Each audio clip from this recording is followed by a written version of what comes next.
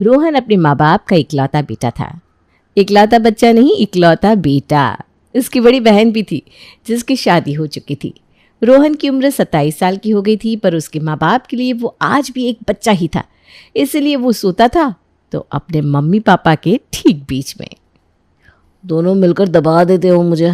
पापा जरा तो सरकिए, सांस लेने की भी जगह नहीं मिल रही मुझे। अरे क्यों लेनी है सांस तुझे? फिर कहेगा आप कमरे को बदबूदार कर देते हो। मोहन जरा सरकता है, पर जो जगह बनती है वो सुषमा ले लेती है और करवट लेते हुए अपना एक हाथ अपने बेटे के मुंह पर रख देती है। मर गया रे, सांस नहीं आ रही है, हटो यार, मेरे ऊपर से हटो। तभी सुषमा एक बदबूदार हवा का गोला छोड़ देती है। मर जाऊंगा मम्मी, मैं मर जाऊंगा। क्यों खाती हो तुम मूली के पराठे? हटो यार। मैंने पाल कर बड़ा किया है और मुझे ही हटा रहा है तू। देख रहे हैं आप जी, मेरी तो नींद ही उड़ गई इसकी बातें सुनकर। ऐसा तो नहीं था तू। अरे कुछ नहीं बोल रहा हूँ मम्मी, मैं गलती से मुंह से निकल गया।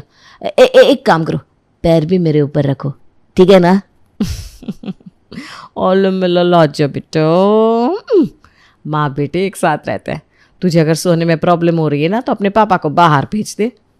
ये थी रोहन की जिंदगी की एक आम रात। बेचारा रोहन सोने के लिए कश्मकश करता रहता है और घड़ी की ओर देखता रहता है। 2 से 3, 3 से 4, 4 से सुबह के 5 बज जाते हैं, तब जाकर उसकी आंख लगती है। रोहन को बस नींद आती है कि उसकी माँ उसे जगाने आ जाती है। अरे मम्मी, स्कूल नहीं जाता हूँ मैं। 5 मिनट हुए नहीं सोने के, तुम जगाने आ गई। 5 मिनट? अरे सुबह के 10 बज रहे हैं, दुकान नहीं जाना है क्या? तेरे पापा तैयार होकर निकल रहे हैं, चल जल्दी से नाश्ता कर ले। मूली के पराठे बनाए हैं मैंने। इस घर में उसके सिवा बनता ही क्या है मम्मी? मैं ब्रेड और चाय का नाश्ता कर लूँगा।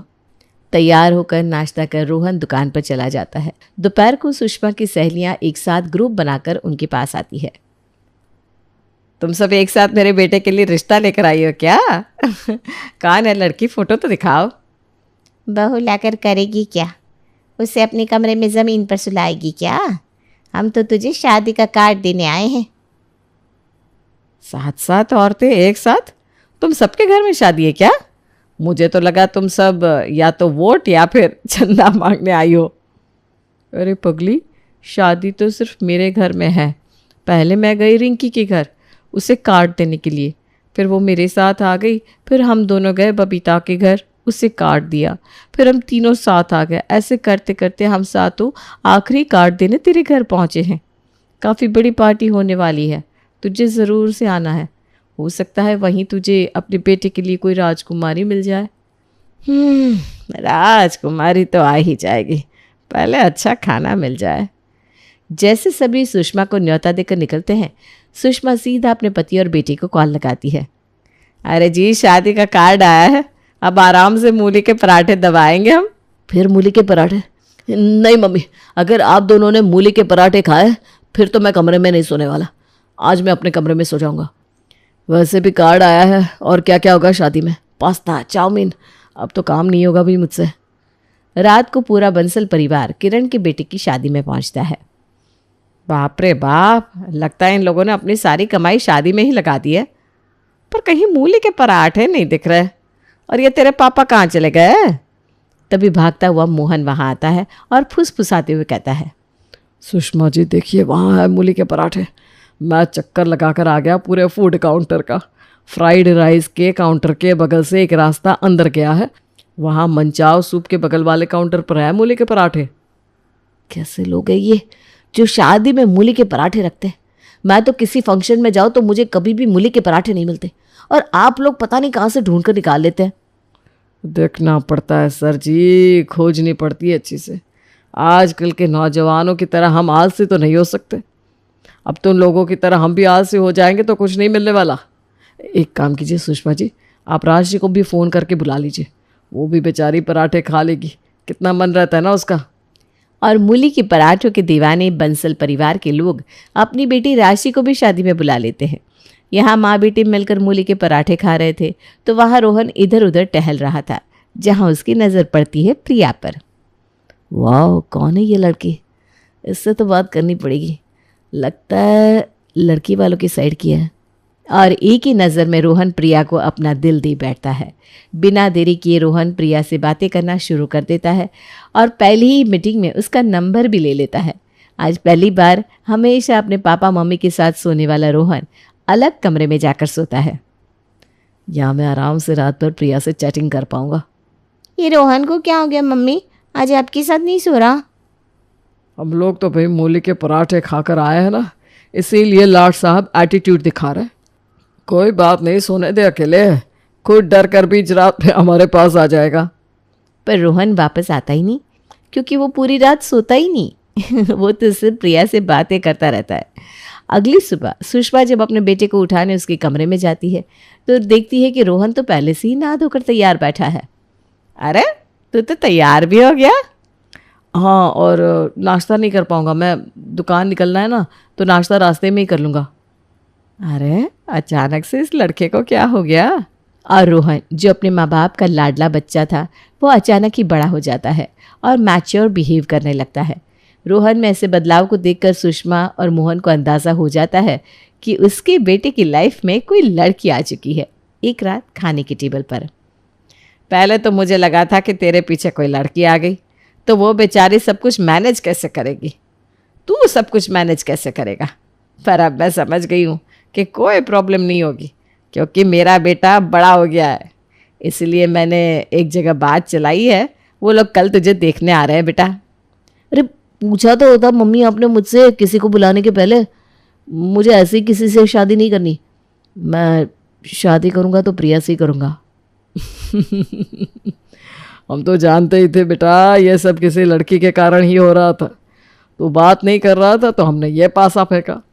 चल अब बता वो लड़की कौन है, ले चलते हैं उसके घर रिश्ता। बिना देरी किए रोहन के घर वाले प्रिया के घर शादी का रिश्ता लेकर चले जाते हैं। प्रिया के घर वालों को भी रोहन पसंद आ जाता है और रिश्ता पक्का हो जाता है। फेरों के वक्त तुमने मुझसे कोई बात छुपाई तो नहीं है ना रोहन? मेरे घर वालों के गंदे शौक के बारे में छुपाया है मैंने तुमसे प्रिया, पर मैं क्या करता, और वो राज छुपा ही रहे तो अच्छा है। अब नहीं प्रिया, मैंने तो ऐसा कुछ भी नहीं छुपाया है जिससे हम दोनों के रिश्ते के बीच दूरियां हैं। और मैं तुमसे वादा करता हूँ कभी भी तुम्हें मेरी ज़रूरत होगी तो मैं तुम्हारे साथ ही रहूँगा। रोहन की बात सुनकर प्रिया के मन का 1% डाउट भी खत्म हो जाता है और दोनों की शादी संपन्न हो जाती है।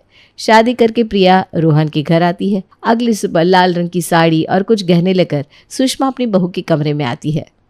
ये ले बहू, हमारे घर में नियम है कि घर की बहू लाल रंग की साड़ी और हमारे पुश्तैनी गहने पहनकर अपनी पहली रसोई में मूली के पराठे बनाएगी। क्या मम्मी जी, मूली के पराठे पहली रसोई में कौन बनाता है? पहली रसोई में तो दूध की मिठाई, खीर या कुछ भी मीठा बनाया जाता है ना कि मूली के पराठे। ये आजकल की पीढ़ी, इन्हें हर चीज़ में अपना दिमाग चलाना होता है। अगर सास कुछ कह रही है तो ये नहीं कि चुपचाप मान ले। सॉरी मम्मी जी, मैं अभी बनाती हूँ मूली के पराठे।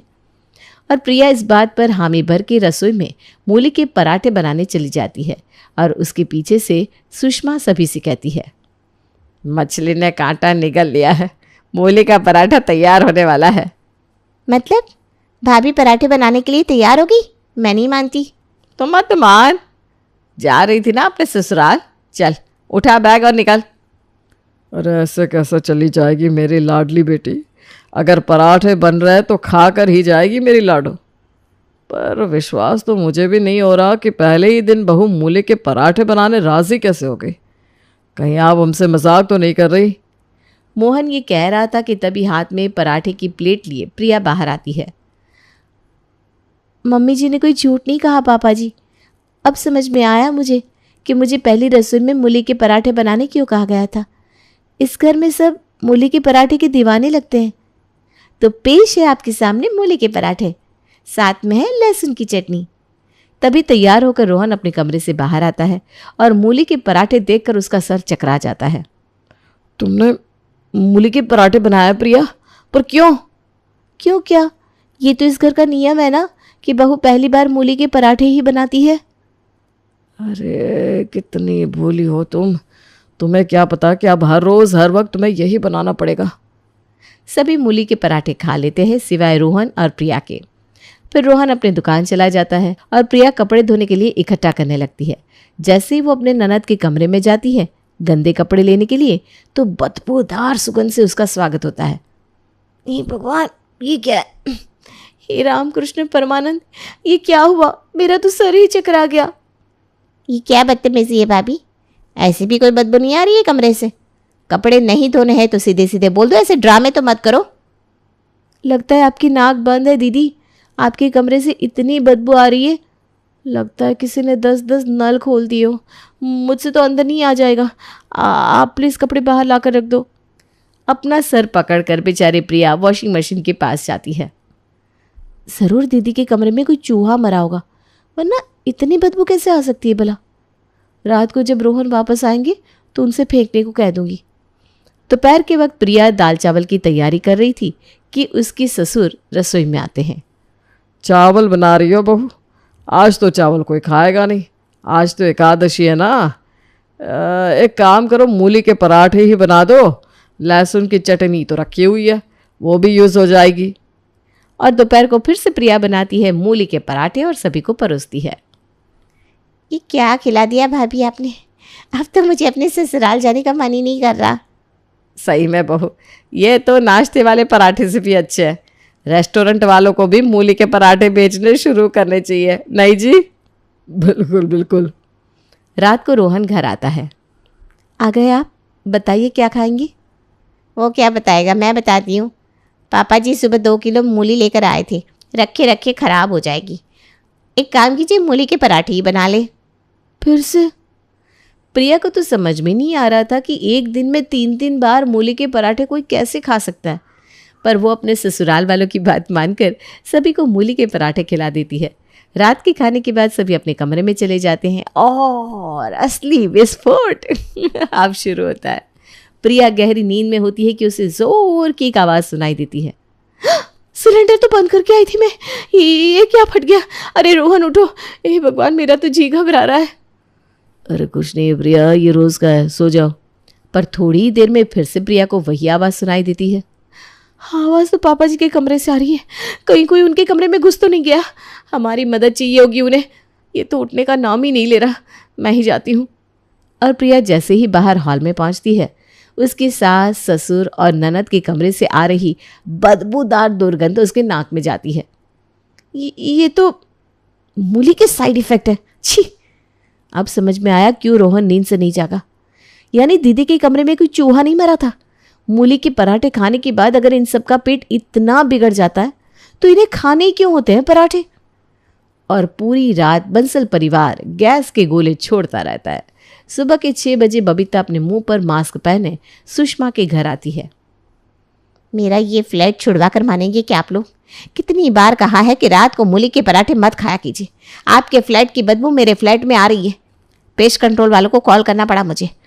ऊपर से ये बूम बूम की आवाज़, डर के मारे मेरा पोता रात भर रोता रहा।